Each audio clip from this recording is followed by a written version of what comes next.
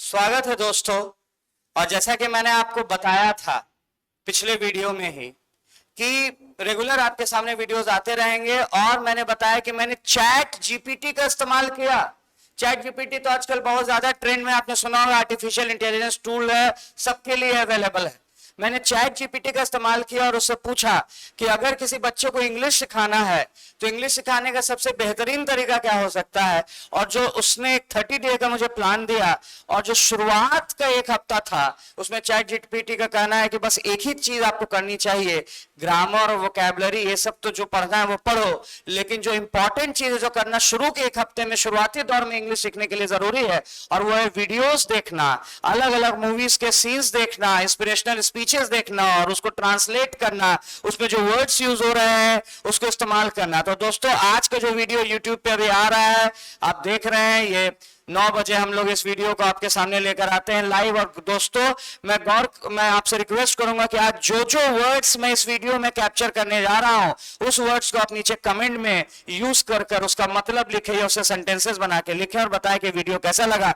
ये वीडियो मैं लेकर आया हूं महान देशभक्त भगत सिंह, जिनका नाम आज एक बच्चे की जुबान पे आज पॉलिटिकल पार्टीज जो अपना पूरा फ्यूचर बना लेती हैं भगत सिंह के नाम पे, मूवीज बन जाती हैं, करोड़ों का बिजनेस कर लेती हैं। उस भगत सिंह की कहानी, जिसकी जिंदगी का एक पहलू हम लोग शायद नहीं जानते हो कि वो एक एथीस्ट थे, यानी वो एक नास्तिक थे। उन्होंने अपने को नास्तिक घोषित किया था। ऐसा नहीं था कि शुरुआत से वो नास्तिक थे, पर बाद में वो नास्तिक बन गए। तो क्यों वो नास्तिक बने और क्या रीजन था, क्यों वो अपने को नास्तिक बोलते थे, आइए हम स्पीच को देखते हैं और इसके एक एक वर्ड को ट्रांसलेट करने की कोशिश करते हैं, और इस महान देशभक्त के दिमाग में झांकने की कोशिश करते हैं कि ऐसी क्या प्रेरणा थी कि ईश्वर पर विश्वास ना करते हुए भी उसे इस देश पर, देश के लोगों पर, देश की आजादी पर यकीन था। तो आइए देखते हैं दोस्तों। Reject the existence of an omnipresent, all-powerful, all-knowing God. देखिए, यहां पर ये एक वर्ड यूज कर रहे हैं कि मैं रिजेक्ट करता हूं एग्जिस्टेंस को। देखिएगा, कुछ शब्दों का ये यूज कर रहे हैं। मैं इस एग्जिस्टेंस को रिजेक्ट करता हूं, ओमनी गॉड के एग्जिस्टेंस को मैं रिजेक्ट करता हूं। ओमनी एक ऐसा गॉड होता है जो हर जगह प्रेजेंट होता है। तो इस ओमनी प्रेजेंट गॉड के एग्जिस्टेंस को ये रिजेक्ट कर रहे हैं। तो इस तरह के सारे शब्द हम लोग को जान जाने चाहिए। जैसे ओमनी प्रेजेंट होता है क्योंकि उसमें प्रेजेंट है, मतलब ये जो हर जगह प्रेजेंट हो। एक वर्ड होता है ओमनीपोटेंट। ओमनीपोटेंट का मतलब होता है कोई भी एक ऐसी चीज जो कि सबसे ज्यादा पावरफुल हो, क्योंकि पोटेंट मतलब ताकत होता है। और एक वर्ड होता है ओमनीसिएंट। ओमनीसिएंट वो इंसान होता है, सिएंट साइंस मतलब जानना, ये इंसान ये होता है, ये सब कुछ जानता है। तो ओमनीपोटेंट मतलब सर्वशक्तिमान, ओमनीप्रेजेंट मतलब जो सर्वव्याप्त, और ओमनीसिएंट मतलब जो सब कुछ जानने वाला। तो ये बोल रहे हैं कि मैं टोटली रिजेक्ट करता हूं, मैं नहीं मानता हूं कि कोई ऑल पावरफुल और सब कुछ जानने वाला कोई ईश्वर है। All powerful, all knowing God. I'm not an atheist for the reason that I'm arrogant, or proud, or vain. बोल रहे हैं कि मैं एक एथिस्ट यानी नास्तिक इसीलिए नहीं, थीस्ट मतलब होता है जो इंसान भगवान पे विश्वास करे, उसको हम लोग बोलते हैं थीस्ट। जो इंसान भगवान पे विश्वास ना करे उसको हम लोग बोलते हैं एथीस्ट। तो थीस्ट वो हुआ जो आस्तिक हुआ, एथीस्ट वो हुआ जो नास्तिक हुआ, और एग्नोस्टिक वो हुआ जो भगवान है या नहीं इस बारे में कुछ कंफर्म नहीं जानता है, तो ये हमेशा कंफ्यूजन में रहता है। तो ये बोल रहे हैं कि मैं एक एथिस्ट इसलिए नहीं बना कि मैं एरोगेंट हूं, गुस्सैल हूं, या दंभी हूं, प्राउड हूं, घमंडी हूं, या मैं वेन बहुत ज्यादा गर्व में रहता हूं। ना ही मैं अपने को डेमी गॉड मानता हूं। डेमी गॉड मतलब भगवान का कोई अवतार, छोटा, ऐसा मैं गॉड नहीं मानता हूं। मैं इन सब कारणों से नास्तिक नहीं बना। Nor am I a demigod, nor a prophet. No, nor am I God myself. I am going to sacrifice my life for a cause. What more consolation can there be? बोल रहे हैं ना तो मैं डेमी गॉड हूं, ना तो कोई प्रॉफिट भगवान का कोई दूत हूं, मैं किसी भी तरह से अपने को महाशक्ति नहीं मानता। ये बोल रहे हैं कि मैं अपनी जिंदगी को इसलिए सेक्रीफाइस करने जा रहा हूं कि मेरे सामने एक पर्पस है। और इससे ज्यादा कॉन्सोलेशन क्या हो सकता है, इससे ज्यादा शांति की बात, इससे ज्यादा सांत्वना की बात क्या हो सकती है कि मैं एक पर्पस के लिए मरने जा रहा हूं।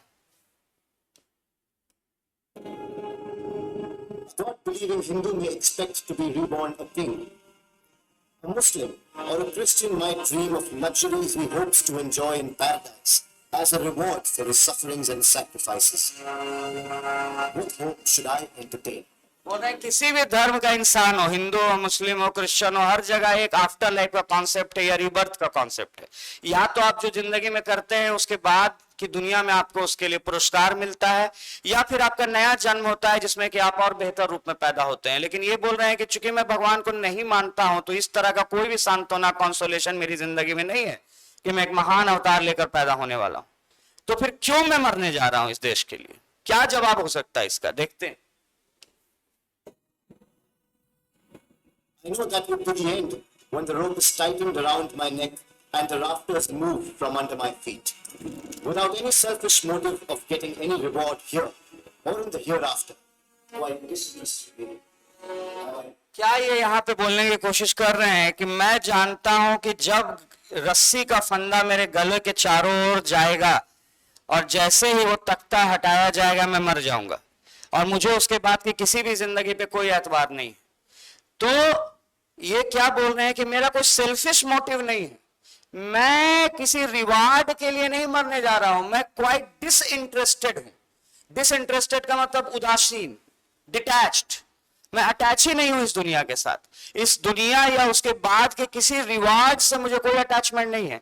मैं इसलिए नहीं मर रहा कि भगवान मुझे कोई रिवार्ड देगा, मैं बस इसलिए मर रहा हूं कि ये देश मेरे सामने, इसके लोग मेरे सामने। ये बात यहां पे बोली जा रही है।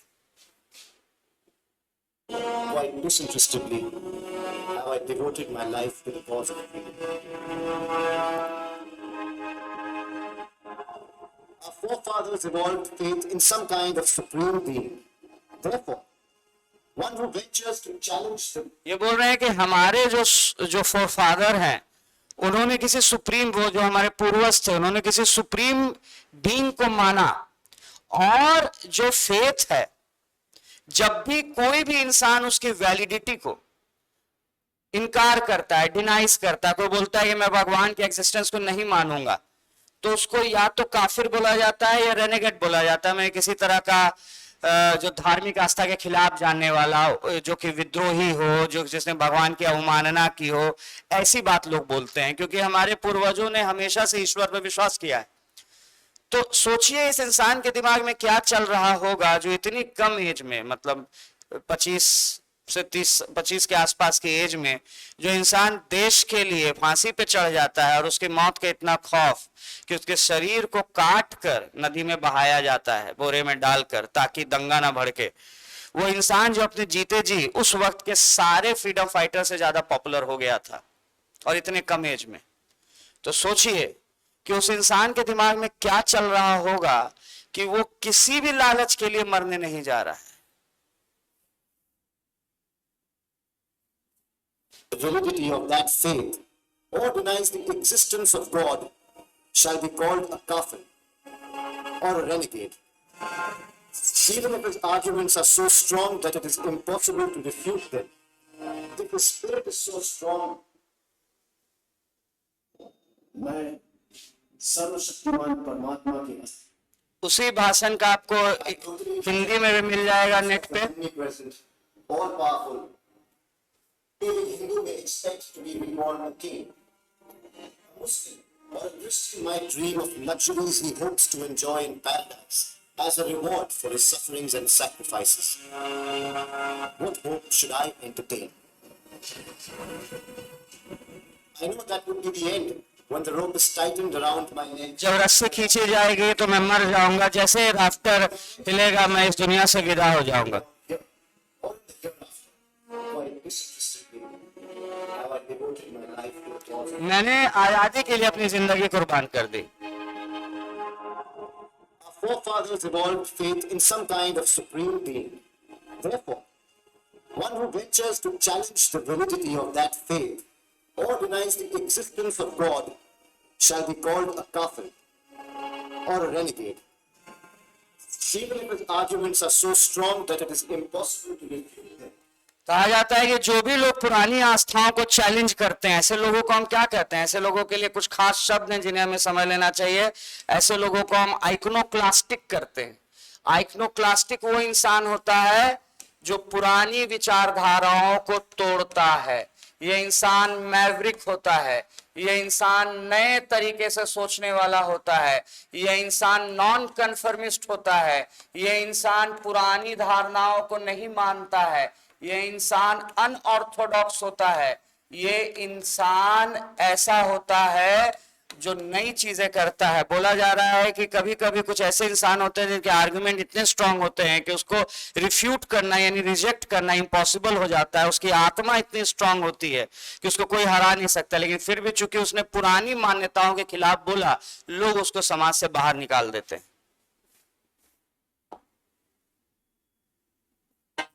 If his spirit is so strong that he cannot be bowed down by the threats of misfortune that may befall him through the wrath of the Almighty. बोल रहा है कि उस कभी कभी एक आदमी की आत्मा इतनी ज्यादा स्ट्रांग होती है कि उसे बो डाउन यानी झुकाया ही नहीं जा सकता इस थ्रेट यानी धमकी को देखकर कि मिसफॉर्चून यानी कि बुरी किस्मत आने वाली है, क्योंकि जो ऑलमाइटी है उसका गुस्सा आने वाला है। वो ऑलमाइटी के गुस्से से भी नहीं डरता अगर वो सही रास्ते पे चल रहा हो। ऐसे भी इंसान होते हैं। He shall be decried as vainglorious. ऐसे इंसान को बहुत ज्यादा दम्भी बोल दिया जाता है, वेनग्लोरियस बोल दिया जाता है। I did not turn atheist because of vanity. मैं एथिस्ट इसलिए नहीं बना कि मेरे अंदर वैनिटी है यानी कि मेरे अंदर गर्व या दम्भ है। मेरा जो डिसबिलीफ है गॉड में यानी भगवान पे जो मैं विश्वास नहीं करता हूं, ये सारे सर्कमस्टांसेस को मेरे लिए बहुत हार्श बना चुका है, बहुत ही मुश्किल बना चुका है। और ये सिचुएशन भविष्य में जाकर और डिटोरिएट हो सकती है और खराब हो सकती है, क्योंकि जैसे जैसे मैं मौत के करीब जाऊंगा और मुझे पता है कि मौत के बाद अब कोई और दुनिया, कोई और इंसाफ, कोई और भगवान नहीं है जो आफ्टर लाइफ में मुझे संभालेगा। मेरे लिए जिंदगी का खात्मा है, तो मेरे लिए मेरी भी आत्मा रोने लगेगी या मुझे भी डर आएगा। मुझे उस डर पे काबू पाना है, ये बोलने की कोशिश कर रहे हैं ये। Disbelief in God has turned all the circumstances too harsh, and this situation can deteriorate further. Being a little mystical can give the circumstances a poetic turn. बड़ा अच्छा बात बोल रहे हैं कि अगर मैं थोड़ा भी मिस्टिकल हो जाऊं, थोड़ा भी स्पिरिचुअल हो जाऊं, अगर थोड़ी भी अध्यात्म की बात करने लगो, भगवान की बात करने लगो, तो मेरी परिस्थिति में पोएटिक टर्न आ जाएगा।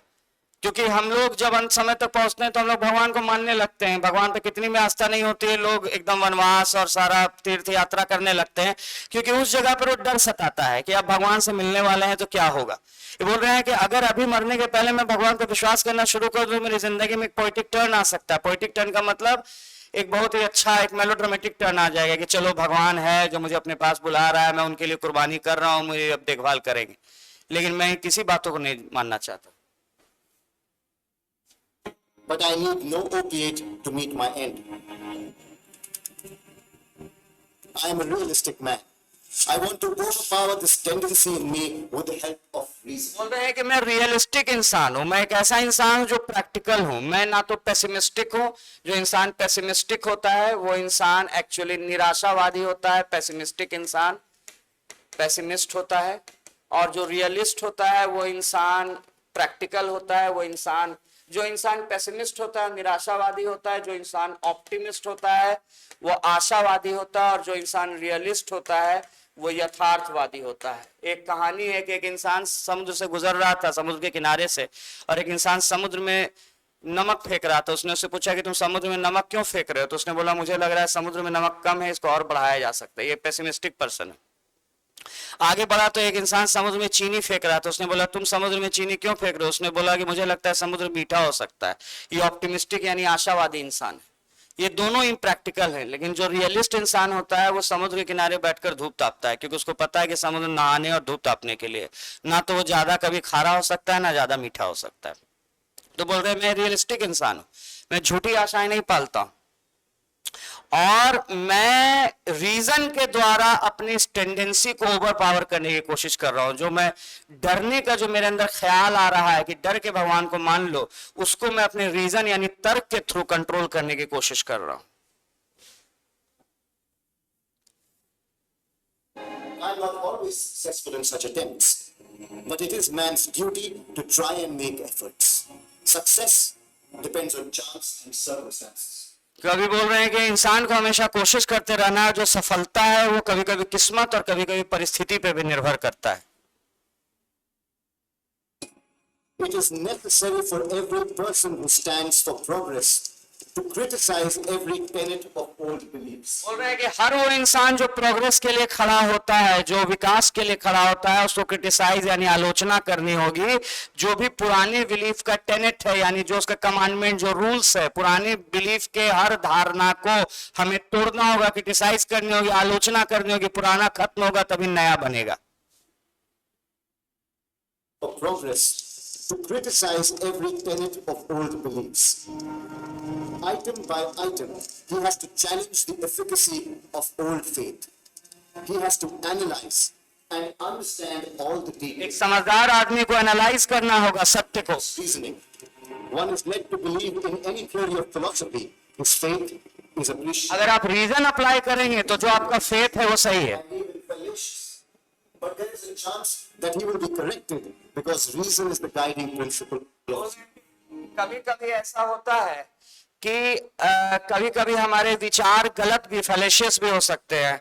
ये बोलने की कोशिश कर रहे हैं कि कभी कभी जो रीजनिंग होती है वो गलत भी हो सकती है, फैलेशियस, गलत कंक्लूजन तक पहुंचाएगी, लेकिन फिर भी चांसेस है कि वो सही हो जाएगा, क्योंकि हम लोग तर्क को इस्तेमाल कर रहे हैं, भावनाओं को नहीं। Reason is the guiding principle of his life. But belief, I should say blind belief, is disastrous. ये अंधविश्वास की बात कर रहे हैं। ये बोल रहे हैं blind belief, blind faith disastrous होता है, जिंदगी को बर्बाद कर देता है अंधविश्वास।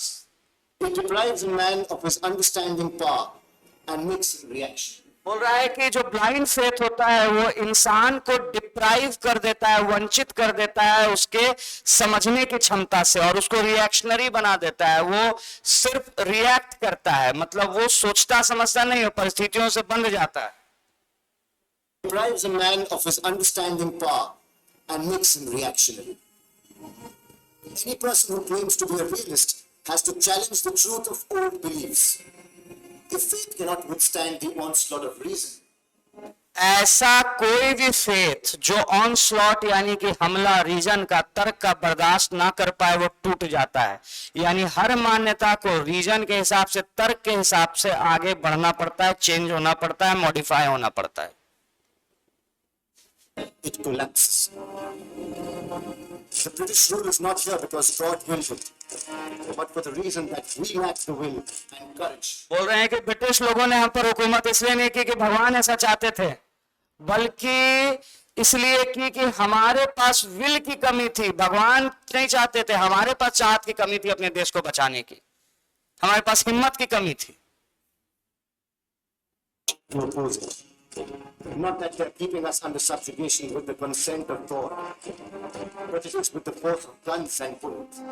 वो हमें जो अपने सब्जुगेशन में रख रहे हैं, अपने अधीन रख रहे हैं, वो भगवान की मर्जी से नहीं रख रहे हैं। वो गन्स के कारण, बुलेट्स के कारण, पुलिस के कारण, मिलिट्री के कारण, और सबसे ज्यादा हमारी एपैथी। एपैथी एक वर्ड है, देखिए, मतलब हम लोगों को कोई मतलब नहीं है, हम लोगों को इस देश से मतलब नहीं है, हम लोगों को अपनी जिंदगी, अपने परिवार, अपना सीट, अपना नौकरी, अपना कुर्सी, इससे मतलब है।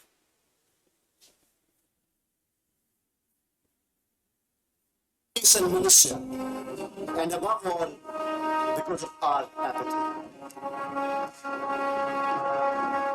One of my friends asked me to pray. When informed of my atheism, he said, when your last days come, you will begin to believe. I said, जब इनको जेल में ही एक जेलर ने इनको बोला था कि जब तुम्हारे आखिरी दिन आएंगे भगत तो तुम भगवान को मानने लगोगे, तो इन्होंने क्या जवाब दिया, सुनिए। no, dear sir, never shall it happen. I consider it to be an act of degradation and demoralization. for such petty selfish motives, I shall never pray.